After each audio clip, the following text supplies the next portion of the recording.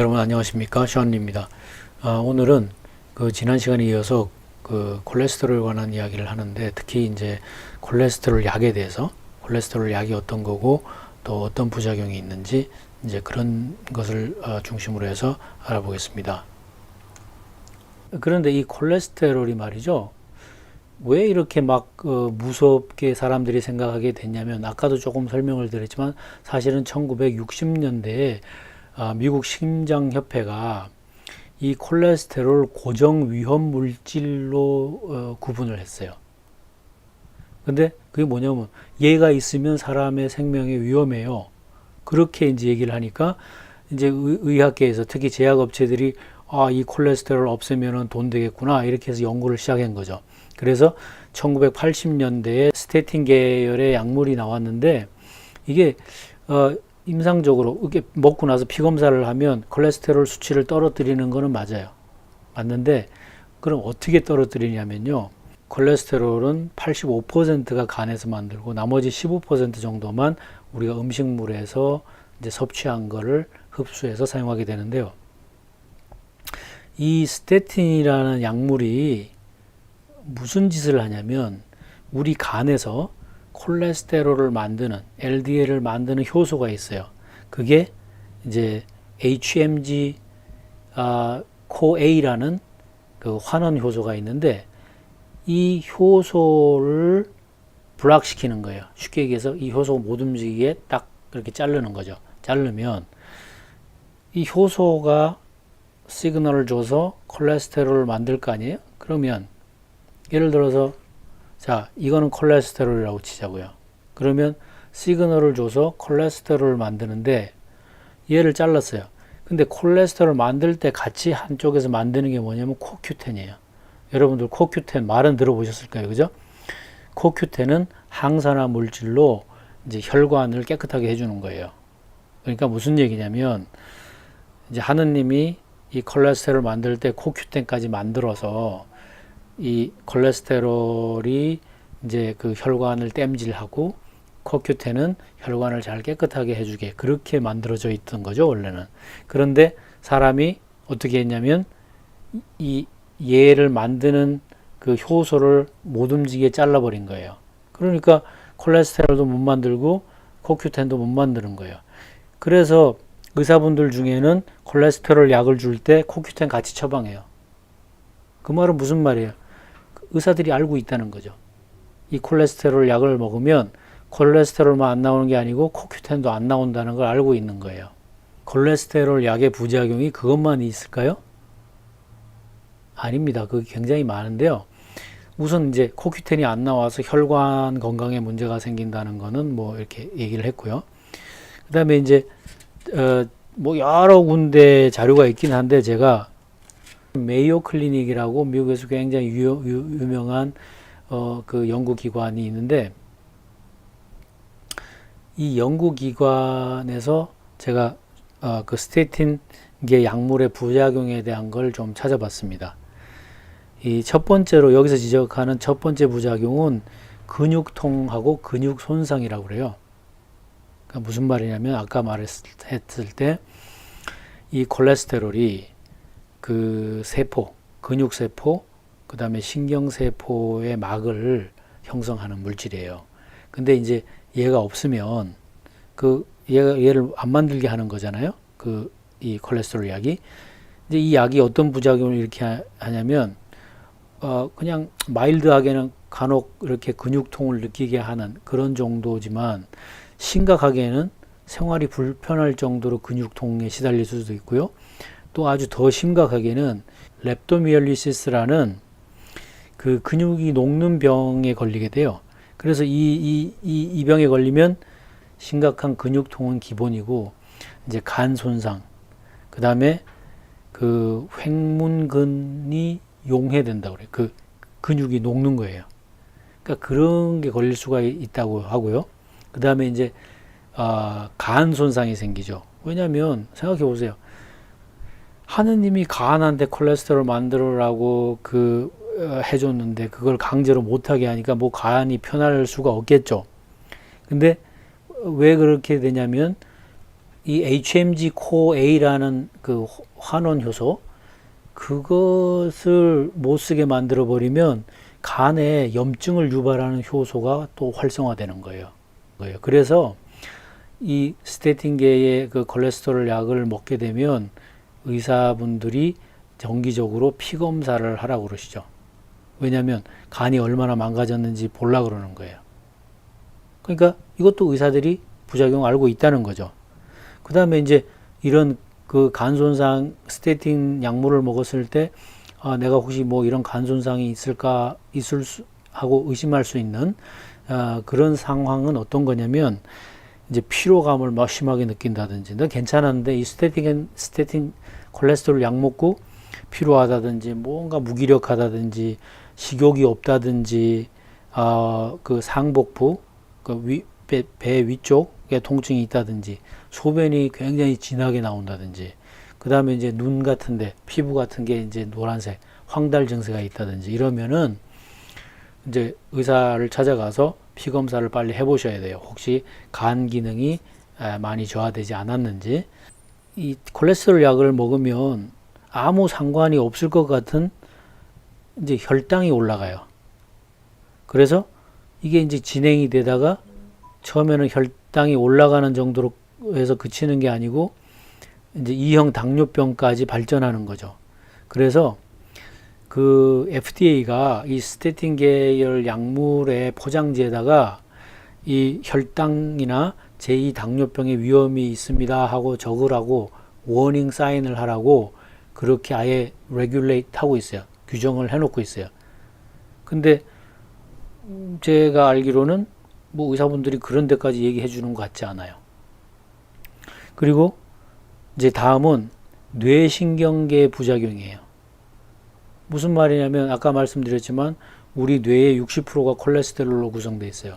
그런데 콜레스테롤 못 만들게 하니까 뭐 콜레스테롤 공급이 원활치 않아서 그런지 그건 모르겠지만 어쨌든 뇌신경계에 부작용이 생겨서 어떤 결과로 나타나냐면 뭐 기억력이 떨어진다든지 그러니까 뭐 이렇게 자꾸 헷갈리고 혼동하는 일이 생긴다든지 이제 그런 게 있고 그 다음에 알츠하이머병으로 발전할 수 있는 위험도 있어요. 이런 뇌신경계에 부작용이 있다는 것도 FDA가 이미 경고하고 있어요. 사실은 이 콜레스테롤 약이 나오고 나서 얼마 안 돼서 사실은 그 알츠하이머병이 굉장히 많아졌다는 보고도 있어요. 그래서 어쩌면 이 스테틴 약물, 콜레스테롤 약하고 그 알츠하이머병하고 무슨 연관이 있는 거 아닐까? 기억력 감퇴와 연관이 있는 걸 아닐까? 이제 그런 의심도 많이 받고 있죠. 그 다음 하나는 발기부전이에요. 발기부전은 뭐냐면 남성 호르몬을 만드는 원료가 콜레스테롤이에요. 그거 공급 안 해주니까 남성 호르몬이 못 만들어지고 결과적으로 발기부전이 되는 거예요. 근데 재밌는 게 여러분 이 스테틴 계열 약물이 여러 가지 있는데요. 그 중에서 립토라는 게 세계에서 제일 많이 팔리는 콜레스테롤 약이에요. 그거 누가 만들었냐면 파이저라는 제약회사에서 만들었어요. 그런데 파이저에서 무슨 약을 또 만드는지 아세요? 바이아그라예요. 그러니까 콜레스테롤 약을 10년씩 이렇게 먹으면 발기부전이 돼요. 그러니까 바이아그라가 필요해진 거예요. 뭐 자기들은 무슨 머리카락 치료하다가 발견돼서 뭐 그게 바이아그라가 나왔다 이렇게 말하지만 그 동기가 어떻게 됐든 간에 우리가 이 약이 당장 급한 불을 끄는 데는 도움이 될 수 있지만 장기적으로는 다양한 부작용이 있다는 거죠. 그래서 여러분들이 이제 연세가 좀 있으시다면 되돌아보세요. 병원에 처음 가서 의사가 한 가지 처방해 줬어요. 콜레스테롤 높으니까요. 콜레스테롤 약 드세요. 그래서 스테틴을 처방해 줬어요. 자, 그 다음 해에는 무슨 뭐가 안 좋은 것 같아요. 그 다음에는 뭐가 안 좋은 것 같아요. 이렇게 해서 자꾸 처방이 늘어나는 거예요. 그래서 하루에 한 번에 한 움큼씩 약을 먹게 돼요. 제가 현대의학을 무조건 나쁘다고 부정하는 게 아니라 우리가 이제는 현대의학의 폐해도 많이 알고 있으니까 그거를 좀 깊게 들여다보고 성찰하고 의사나 이런 제약회사들도 원인에 대해서 돈 버는 데만 너무 집중하지 말고 원인을 어떻게 고쳐줘서 부작용 없이 사람들을 잘 살게 해줄까, 그런데 좀 관심을 더 많이 가졌으면 하는 바람입니다.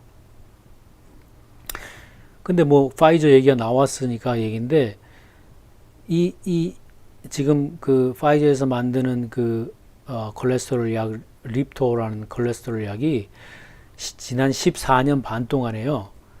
125억 불이 팔려서 단일약으로 세계에서 제일 많이 판 약이 됐어요. 그러면 그 약 말고 립토 말고 다른 스테틴계 약물까지 합하면 얼마나 많은 돈을 쓴다는 거예요.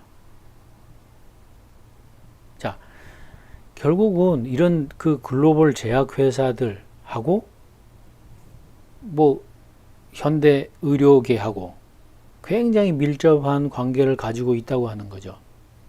근데 이분 이제 이런 스테틴계 약물의 부작용에 대해서 언급한 이 메이오 클리닉 같은 경우에도 뭐라고 얘기하냐면요. 이 각각의 문제에 대해서 그게 뭐 단순히 조금 한번 먹었다고 뭐 꼭 그렇게 되는 건 아니니까 계속 먹어야 될지 아니면 양을 줄여야 될지 그런 건 의사하고 상의하세요. 그럼 의사가 뭐라고 그래요? 의사가 뭐 대책이 그거밖에 없는데 약밖에 더 먹으라고 하겠어요?